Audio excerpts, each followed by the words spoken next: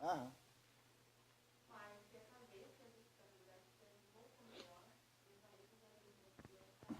Sim, sim. Uhum.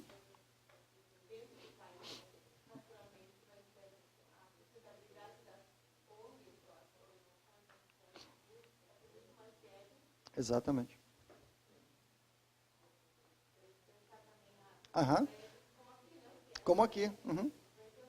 Sim. Uhum.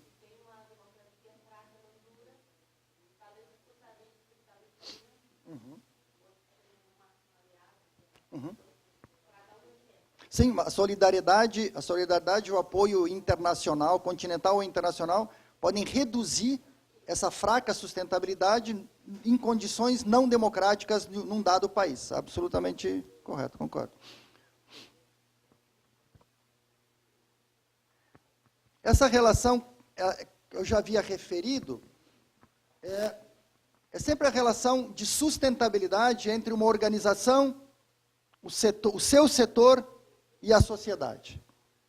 A gente tem que pensar sempre nesses três elementos em relação à sustentabilidade. E na sociedade, aqui não está dividido, mas a gente vai falar num país, vai falar numa região e vai falar no mundo todo globalmente. Né? Quando digo sociedade, nessas três dimensões, país, região e no plano global. Esses três níveis estão sempre diretamente relacionados quando se fala em condições de sustentabilidade. Uma organização é sustentável, mais ou menos sustentável, dependendo do grau de sustentabilidade do seu setor. E o seu setor é mais ou menos sustentável dependendo das condições nacionais. E isso depende muito do contexto regional e internacional também. Tudo isso está interrelacionado. Então, se eu tenho um compromisso, pela sustentabilidade, eu tenho que intervir em todos esses níveis. A minha estratégia de ação tem que contribuir e aportar para todos esses níveis, dependendo, óbvio, das minhas capacidades e recursos.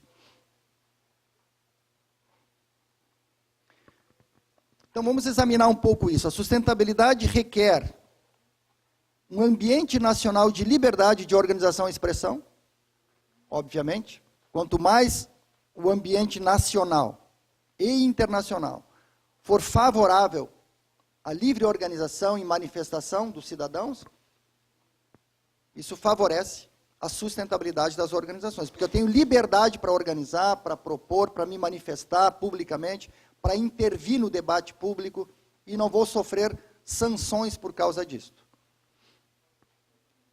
Também requer uma legislação, leis, um sistema legal que favoreça e fomente o setor não governamental. Então, a gente necessita, no plano nacional, de legislação que favoreça, que reconheça o valor das ONGs, das igrejas, das outras organizações sociais, porque isso vai favorecer e levar ao reconhecimento de que há, sim, um papel legalmente reconhecido. E isso favorece.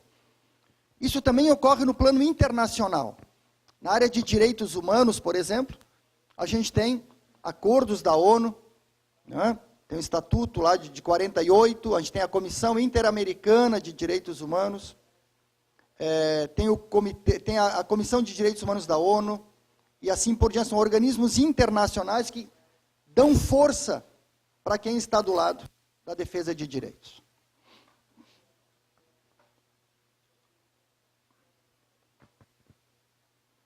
Além do ambiente nacional e da legislação, a sustentabilidade também requer que os gestores públicos tenham uma visão política que reconheça que as organizações da sociedade civil têm um papel estratégico importante no desenvolvimento social. E nem sempre é o caso. A experiência que a gente tem no Brasil, por exemplo, é muito ambígua, é mista nesse sentido. A gente teve 25 anos de luta social que levou a muitas conquistas no Brasil.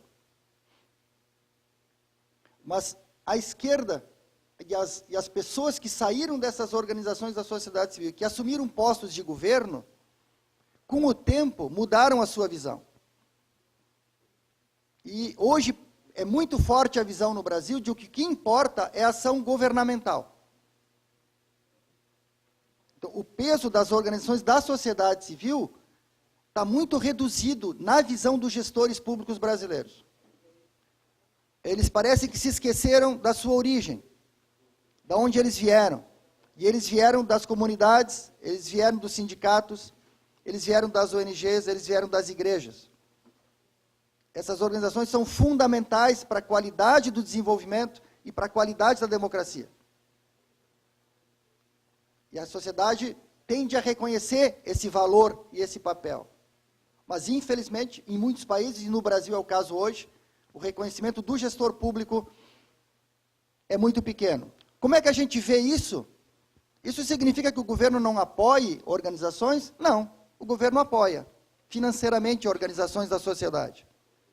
Só que apoia de um jeito que não permite que elas sejam autônomas. Apoia de um jeito que não permite que elas façam o que elas acreditam ser o melhor. O governo apoia através de convênios para que as organizações façam o que o governo quer, do jeito que o governo quer.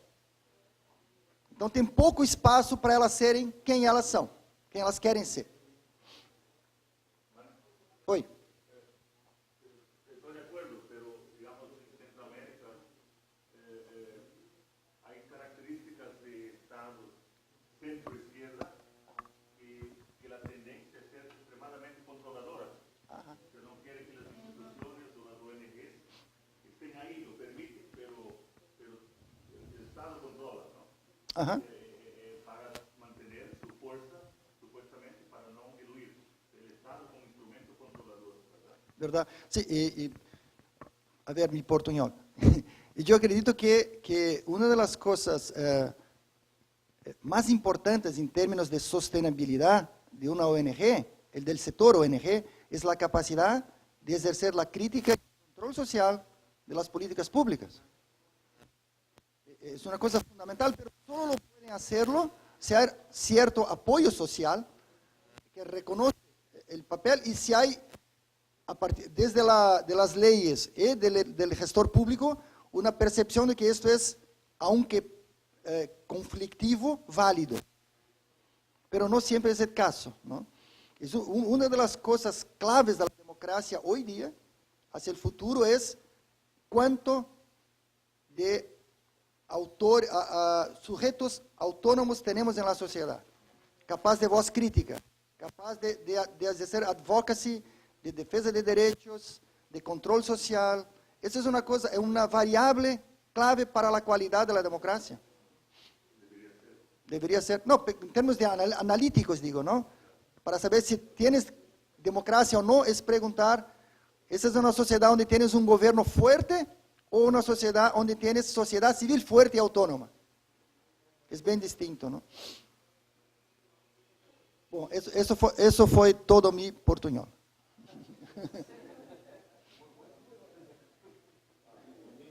Oi.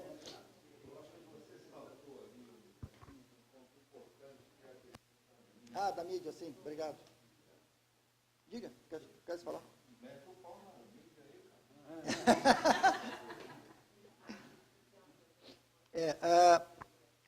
Uma das questões, outra questão importante do ponto de vista da sustentabilidade é como a mídia trata, e se ela valoriza ou não, o papel das organizações na sociedade.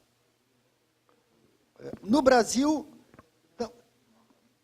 em certos aspectos ela dá valor, em outros não. Mas um dos aspectos que ela mais dá valor é quando tem escândalos.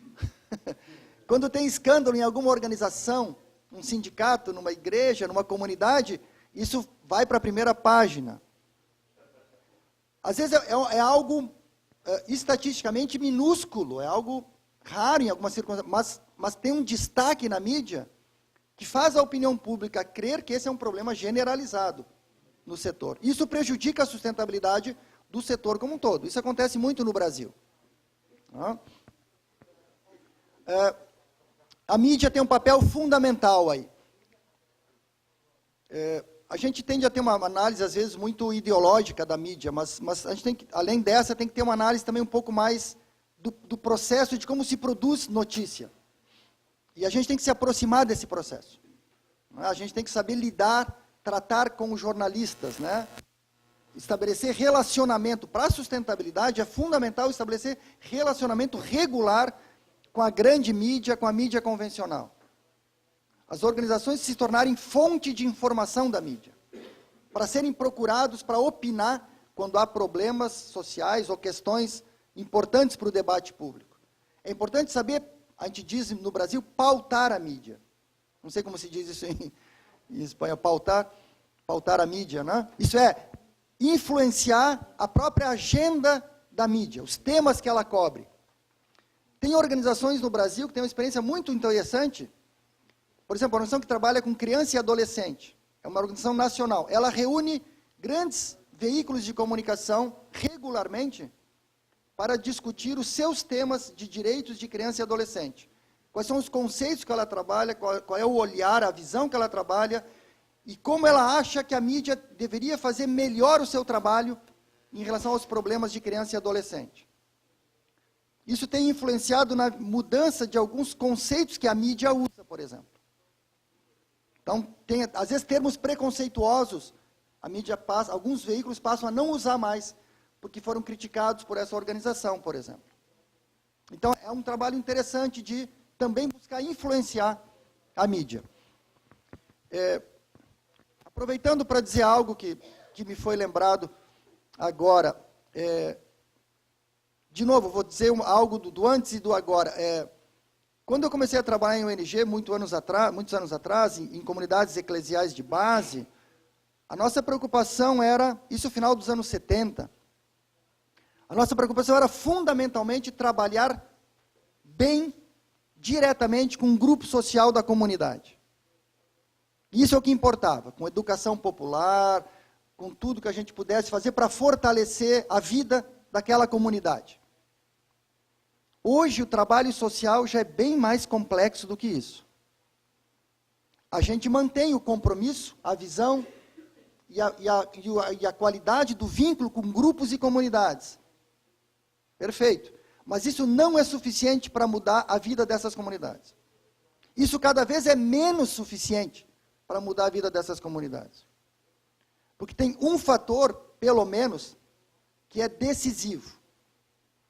Que é, além de trabalhar diretamente com um grupo, uma comunidade, eu tenho que discutir com a sociedade, por isso opinião pública, comunicação é fundamental, mídia, eu tenho que fazer a sociedade saber dos problemas dessa comunidade, eu tenho que influenciar a análise que a sociedade faz desses problemas, eu tenho que influenciar a opinião pública, eu tenho que ajudar a formar a opinião pública sobre aquela questão. E isso vai gerar um movimento e força para gerar política pública, para mudar a postura do poder público e gerar solidariedade na sociedade também.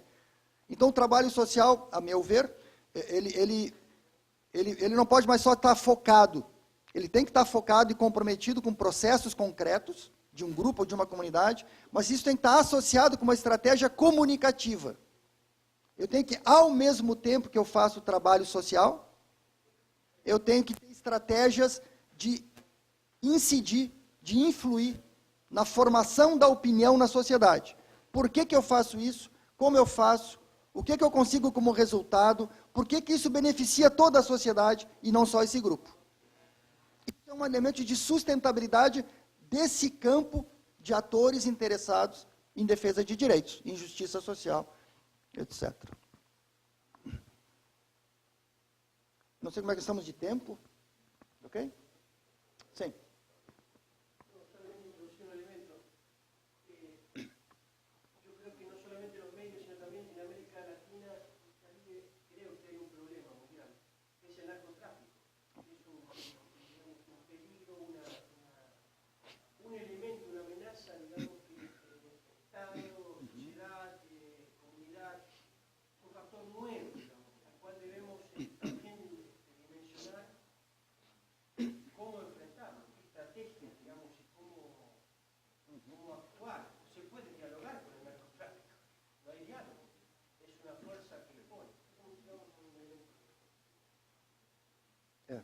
Bom, aí tu trouxe um elemento que a minha complexidade não alcança.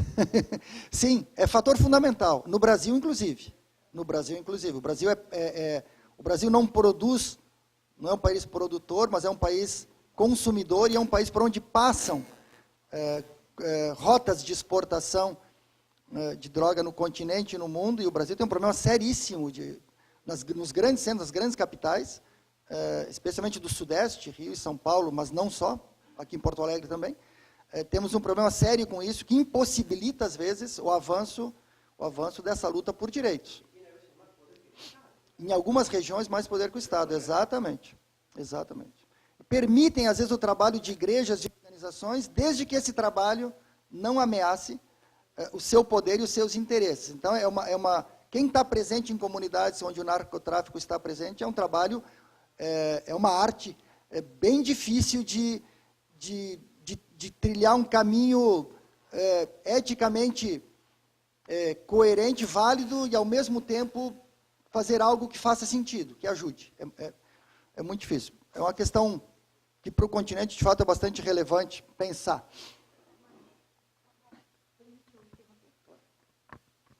Desculpe interromper, mas por uma questão de organização, vocês cedem 10 minutos do café de vocês?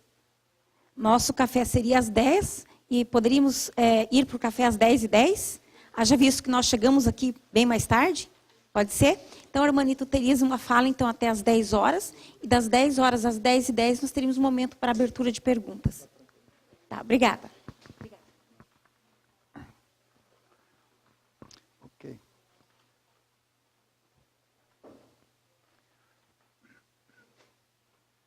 Essa é uma foto das manifestações no Brasil em junho do ano passado, junho de 2013, quando muitas coisas começaram a mudar no Brasil, e a gente até agora está tentando compreender o que está mudando, em que sentido está mudando, mas sabemos que está mudando. Muita coisa está mudando, e esse foi um marco de referência importante, quando setores muito amplos da sociedade manifestaram a sua insatisfação com o rumo do país, com o rumo das políticas públicas, etc. Surpreendentemente, porque a autoavaliação do país era completamente diferente, era boa. E, no entanto, a sociedade vem e diz, não está boa o suficiente. Queremos mais. Isso, para quem não conhece, é a foto do Congresso no Brasil, né? Em Brasília.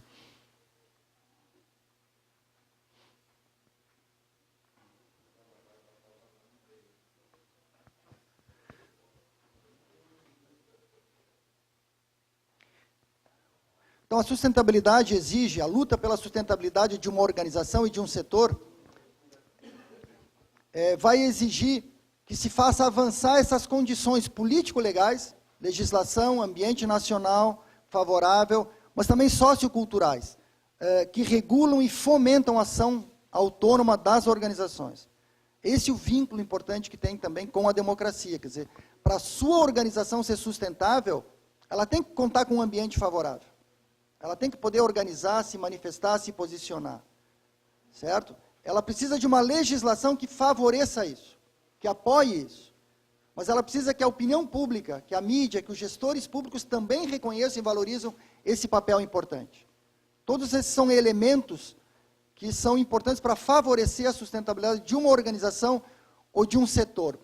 Portanto, esta organização e este setor têm que desenvolver estratégias de sustentabilidade que tenham efeitos em todos esses níveis. No Brasil, a gente acabou de ter uma conquista muito importante, que é a aprovação de uma legislação federal, nacional, de apoio e fomento às organizações da sociedade civil. É uma organização que foi elaborada com a participação das organizações. Demorou muitos anos. Não é a ideal. Muitas coisas que nós queríamos não estão na legislação. E muitas coisas que estão na legislação a gente não queria. No entanto, foi um avanço, que é a lei que chama do Marco Regulatório das Organizações da Sociedade Civil. Que é uma lei que acabou de ser sancionada pela presidente Dilma faz 2, 3 semanas. Que vai favorecer o ambiente. Então, as organizações lutaram por essa legislação, pressionaram, contribuíram, e agora o ambiente vai ser um pouco mais favorável para a sustentabilidade delas em função disso. Mas ela foi resultado de muito esforço e de muita luta. Então, quanto mais você consegue avançar as fronteiras da democracia, mais você consegue condições mais favoráveis para o reconhecimento da importância das organizações sociais e da sua sustentabilidade.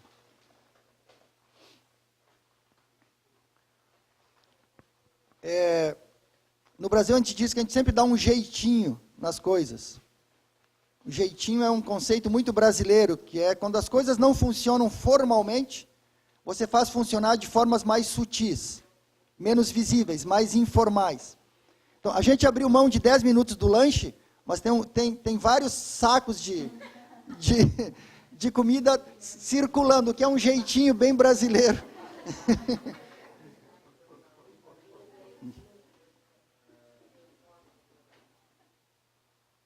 Vamos falar de liderança. Vou pular alguns slides para a gente falar de liderança nesse tempo e deixar mais tempo para debate.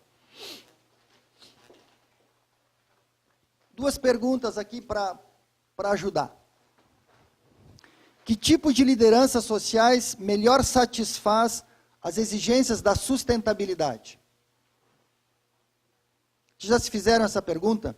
Quando vocês selecionam pessoas nas organizações, nas igrejas, que tipo de gente a gente precisa?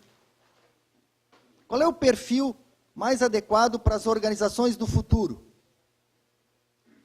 Para que essa organização seja mais sustentável, que tipo de pessoas, de quadros eu preciso? Ou que tipo de competências e habilidades são exigidas para uma organização que quer ser mais sustentável? Que tipo de competências e habilidades eu vou valorizar mais? Eu achei uma ilustração bem interessante ontem, quando eu estava preparando, não sei se vocês conseguem todo mundo ler. Isso é um site da Ivana, tem várias coisas engraçadas ali. Mas tem essa, ela pergunta, você precisa pensar fora da caixa. Não sei se funciona isso em inglês. Ok. Você precisa pensar fora da caixa. E a outra pessoa com a cabeça dentro da caixa diz, que caixa? Um pouco esses são os nossos dilemas na formação e seleção de pessoas para as organizações. Muitas vezes as pessoas são formadas na universidade, um jornalista é muito bem formado, tecnicamente na universidade, muitas vezes dentro de uma caixa, de um formato de pensamento. Às vezes ele chega para trabalhar numa organização social, numa igreja, e aquela caixa não funciona de jeito nenhum dentro da igreja ou da organização. Porque ele não aprendeu lá um tipo de atitude, de disposição, de visão, que é necessária para trabalhar numa organização social. Então, aí tem um problema, às vezes, muito sério na seleção de pessoas. O que faz com que as organizações da sociedade e as próprias igrejas, elas tenham que desenvolver esforços muito grandes para formar profissionais, o seu próprio pessoal, porque isso não se encontra em farmácia, como se diz no Brasil.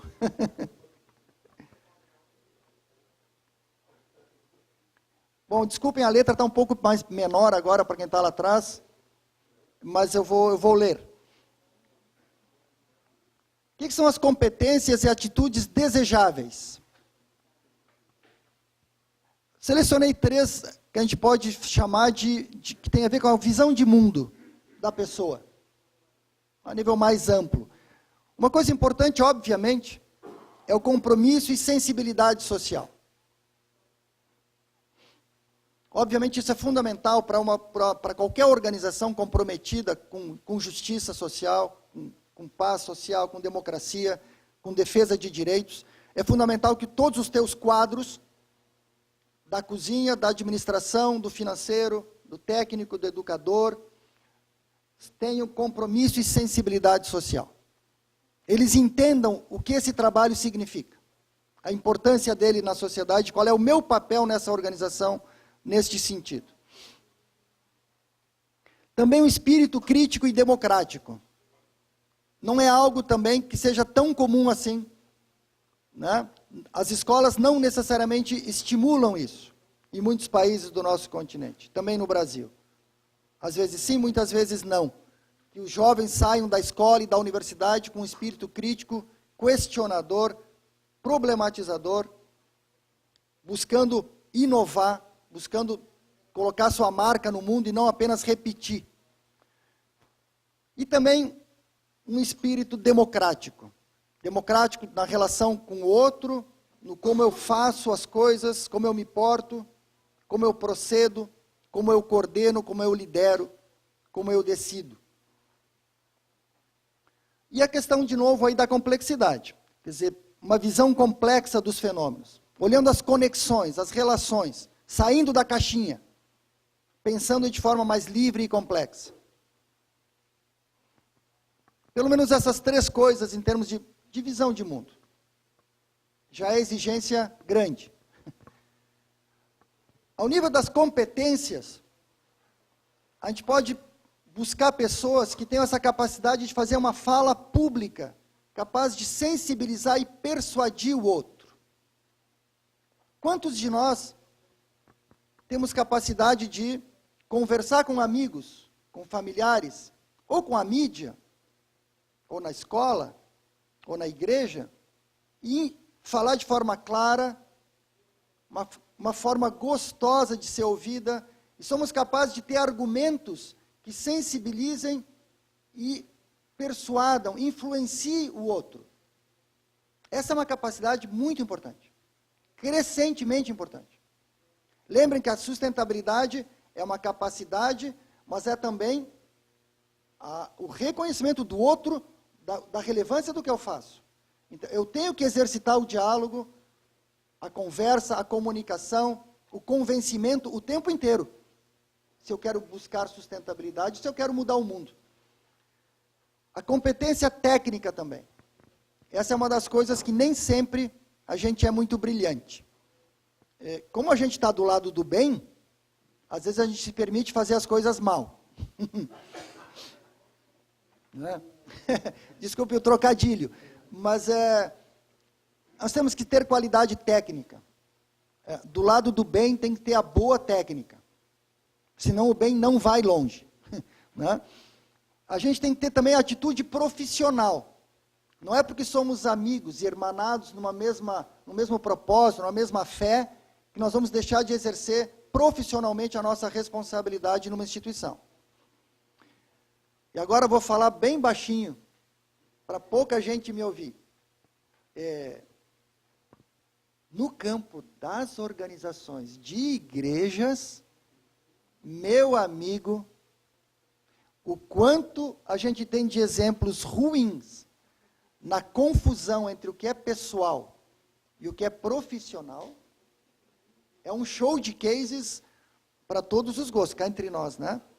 Então, fecha o parênteses, ninguém me ouviu. Compromisso com resultados. Compromisso com resultados também é fundamental. A gente pode ter o melhor propósito, a gente pode ter a melhor causa, mas nós temos que contribuir para gerar melhorias concretas na vida das pessoas. Melhorias materiais e melhorias imateriais. Mas melhorias. As pessoas têm que se sentir que estão em condições melhores de viver. Mudou o propósito, ganhou mais sentido a vida. Às vezes são questões materiais de projetos, outras vezes são relações, são oportunidades, são descobertas que elas fazem no ciclo da vida delas. Nós temos um papel nisso. Nós não podemos abrir mão disso o tempo inteiro.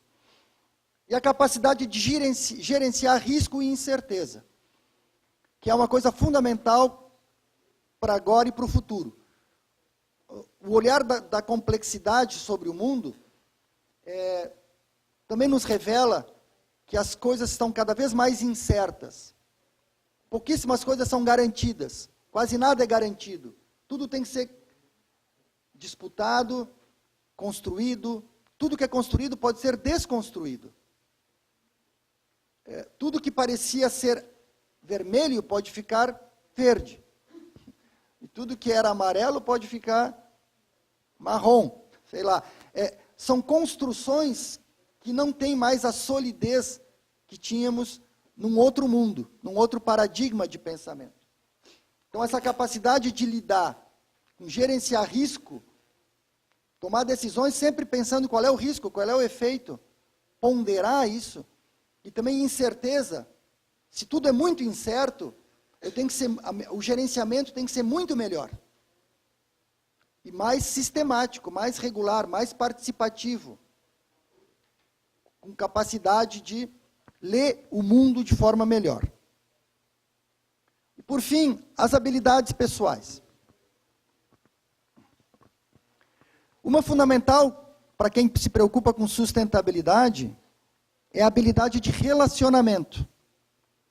Relacionar-se com o outro, conversar, se comunicar, estabelecer uma relação, conquistar uma nova relação com uma pessoa ou com uma instituição, com um jornalista, com um professor na universidade, com um pesquisador, com um defensor de direitos humanos, com a autoridade pública. Quanto mais eu for capaz de estabelecer relacionamentos e mantê-los, mais sustentável é a organização, mais reconhecida ela é. Nem todos nós gostamos de relacionamentos. Nem todos nós somos bons em manter relacionamentos. Mas essa é uma habilidade importante de todas as organizações terem. Não todas as pessoas, mas todas as organizações terem. Saber trabalhar só e em equipe. Os manuais de administração falam muito em trabalhar em equipe. Quando você seleciona uma pessoa, é importante que ela saiba trabalhar coletivamente em equipe. Claro, fantástico. Mas eu também gosto de frisar que é importante saber trabalhar só também. Porque em muitas situações, a gente está só em alguma circunstância, em alguma responsabilidade. Então, nem sempre o coletivo vai nos ajudar ou proteger. Há circunstâncias em que a gente vai ter que enfrentar sozinhos. E essa é uma capacidade, uma habilidade importante. Também o estilo de liderança democrática, do qual eu já falei, e que é fundamental, porque não há nenhuma relação entre sustentabilidade e um estilo de liderança autoritário, top-down. Quer dizer, se você quer fomentar, fortalecer a sustentabilidade da sua organização, o tipo de liderança que você precisa é uma liderança que escuta, que consulta, que estimula a participação, que faz todos participarem, que não manda, mas lidera, estimula, motiva, mobiliza, extrai o melhor de todo mundo. A capacidade de lidar com diferentes tipos de interlocutores também. Eu tenho que ser capaz de falar e de tratar com a pessoa simples da comunidade, também com o comerciante, com o profissional da mídia, com o prefeito, com o professor na universidade, sempre em função do propósito da minha organização. Flexibilidade é outra coisa fundamental, que também não é fácil, mas é uma coisa que pode ser estimulada e educada. Aptidão para inovar. Se o mundo muda, e muda tanto, e é cada vez mais incerto, flexibilidade e inovação estão na ordem do dia. E, por fim, acho que todos nós temos que ter mais capacidade, disposição de escutar e de aprender. Porque o mundo está mudando muito, está ficando mais complicado e mais complexo.